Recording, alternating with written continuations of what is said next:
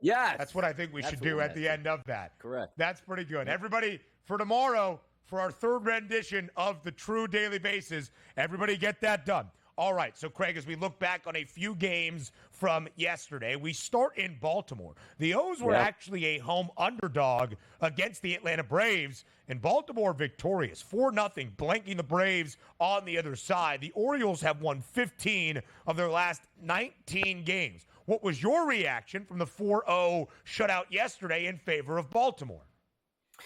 Well, my reaction has been, I'm sort of stunned that we're coming on the show here every day talking about the same situation. We know who Baltimore is, okay? Baltimore is going to be in the postseason.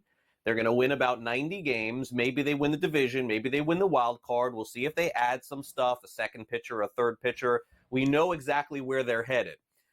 Guys, the Braves you have to start getting concerned here. I mean, the Braves, in terms of offense, if I'm not mistaken, are barely top 20 in OPS, barely top 15 in runs scored. I mean, that's a borderline non-postseason team, really, when you think about it. They're very fortunate that Reynaldo Lopez has been really good for them, and Chris Sale has been very good for them as well. So I never would have thought that heading into the month of July, when the Braves start looking at ways to upgrade the team, that they'd be looking at offensive players. I just did not think that would be happening. But I think it's fair to say at this point, without Ronald Acuna Jr., that's one thing. It doesn't appear Austin Riley is healthy. You know, like there's something missing there, I think, with him this season. And then all of a sudden you're asking Ozzie Albies and now Sean Murphy being back and some of the other players on the team, Marcell Ozuna, who's done a great job to carry them. I mean, the Braves may need to add another big offensive piece to make a postseason push because, simply put, they're falling way too far behind the Phillies to think that they're going to have a shot this summer of catching them. 10 games back right now, Craig, the Braves and the Philadelphia Phillies in the NL East. We'll watch that play out over the summer. But the one thing we are having fun watching play out is Paul Skenes' early Major League Baseball career. He's been phenomenal, and that included yesterday. 6 1/3 innings pitched, 5 hits, no earned runs, and ERA now below 2.5 at 2.43 exactly. Talk to us here about Paul Skenes and the expectations, again, for the rest of the summer. 103 pitches, Craig, they let him go. Are we going to see more of this? Yeah, I come on the show every week. Skenes pitches. It seems like I'm on. I mean, his time to pitch seems to be either Tuesday, Wednesday, and Thursday because that's when I'm on the show with you guys every week. It's just lining up perfectly for me here. I mean, he's been fantastic. I mean, what are you going to say? I mean, right now you look at his Rookie of the Year odds, and all of a sudden you really have to start taking them more seriously. As long as he pitches deep into the season, I think he's got a great shot, as we've talked about. Imanaga, who is still barely the favorite to win the Rookie of the Year, is going to pitch for the Cubs all the way through until the last day of the season. In fact, if it is close, I could absolutely see Craig Counsell going, you know what, Imanaga, take the mound for the final game and try to win that award. So that's what Skenes has up against him. But as far as talent-wise is concerned, the next 5 years, Imanaga or Skenes, I mean, it's a no-brainer. I mean, Skenes is going to be one of the best pitchers in baseball. And he's just going over all of these props that he has every single day. Fading him is the wrong decision at this point. I know that they're set very high, but he has been as advertised in his first month plus.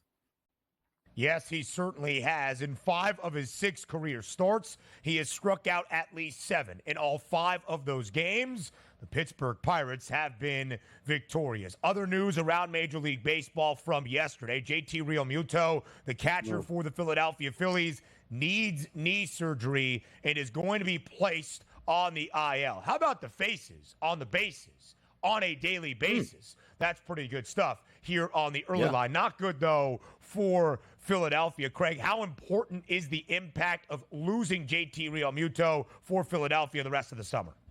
Well, anybody knows I'm very heavily biased talking about this player. This is, somebody that I've known for a very long time, going back to his Marlins days, and, somebody who I respect a ton for everything that he's done on the field.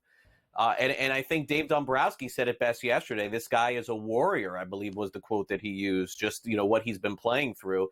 And, for me, it's a little different with JT because, again, I've, known him for a long time. And to see him not stealing any bases, guys, told me something was strange, through the first couple of months. Because this is a guy that prides himself on double-digit steals. In fact, if you look at the history of baseball, I think Realmuto is already getting close to the top 10 in history for stolen bases for a catcher. Think about that. So they're going to miss him. But being 10 games up and a surgery like this is 4 to 6 weeks, what do I guess? 8 weeks, right? Right, Donnie? Bring them back in August. Bring them back in September. You're going to make the playoffs. There's no reason to rush him. And remember, he can play a little bit of first base and DH, but wear and tear on a catcher, guys, is like no other. I mean, you talk about running backs in football. I get it. Short lifespan, 3, 4, and then they're out of the league.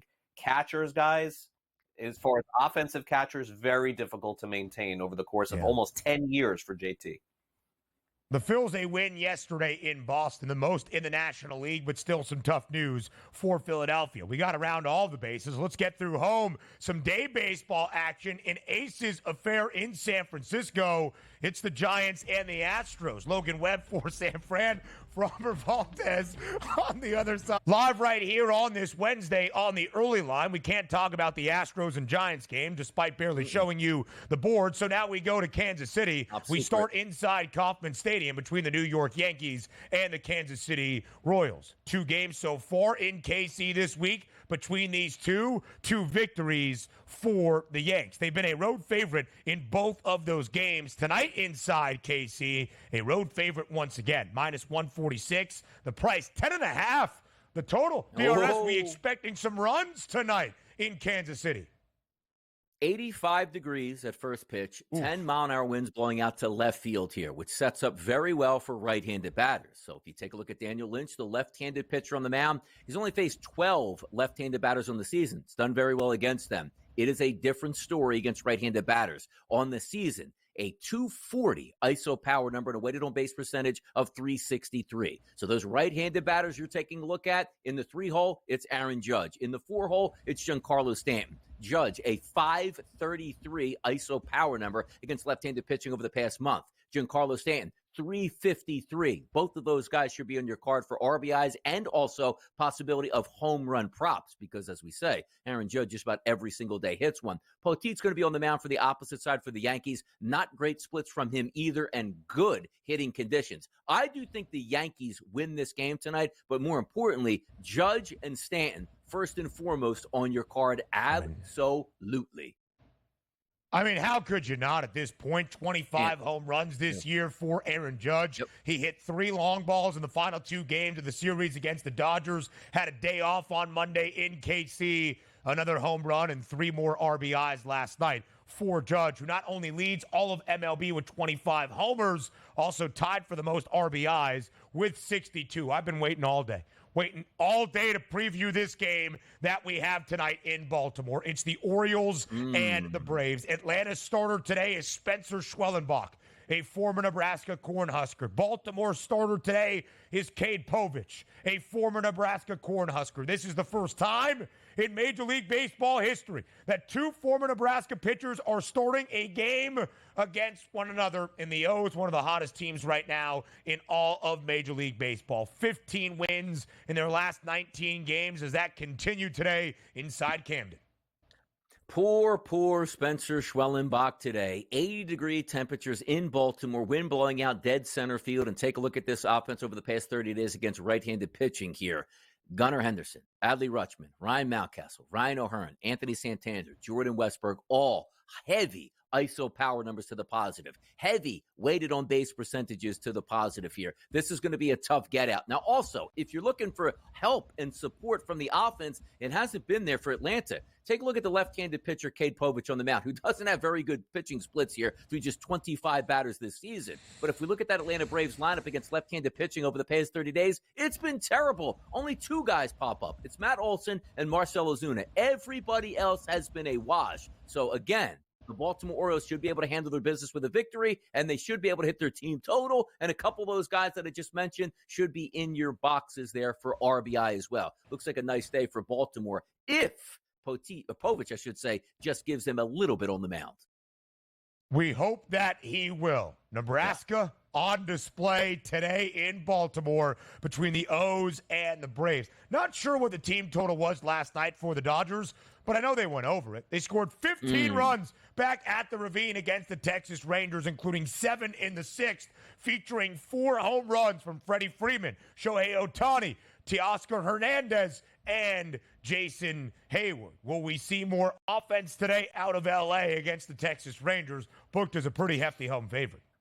I mean, could be. We're taking a look at some of the statistics over the past 30 days, which aren't that bad for John Gray. Only 58 batters faced, but how about this? An ISO of 0.21 and a weighted on base percentage of 236 combined. That's not bad here. First 5 batters in the Dodgers lineup have been doing damage against right-handed pitching over the past month. Betts, Ohtani, Freeman, Smith, and Teoscar Hernandez certainly should be opportunities there for RBI. Walker Buehler on the other side.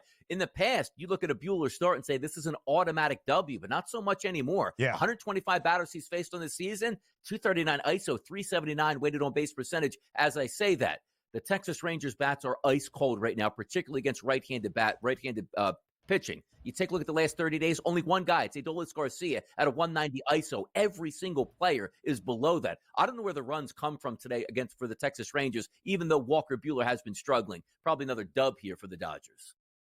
The reigning World Series champs, Texas, 4 games below 500. Walker Buehler, to get him back after 2 years away, big stuff for L.A. for the rest of the year, but so far, 1-3 only with a 4.82 ERA.